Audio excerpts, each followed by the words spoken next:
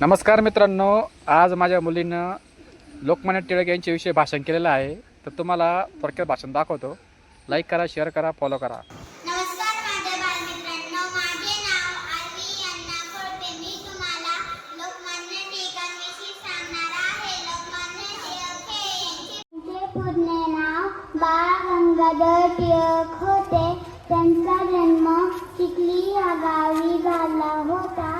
ते लहानपणापासूनच खूप हुशार होते. त्यांनी लोकांसाठी गणपती व शिवजयंती साजरा करायला सुरू केली होती.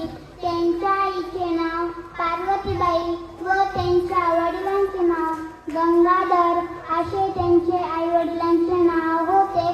स्वराज्य हा माझा जन्मसिद्ध हक्क आहे, तो मी मिळवणारच अशी ती गर्जना लोकमान्य टिळकांनी केली.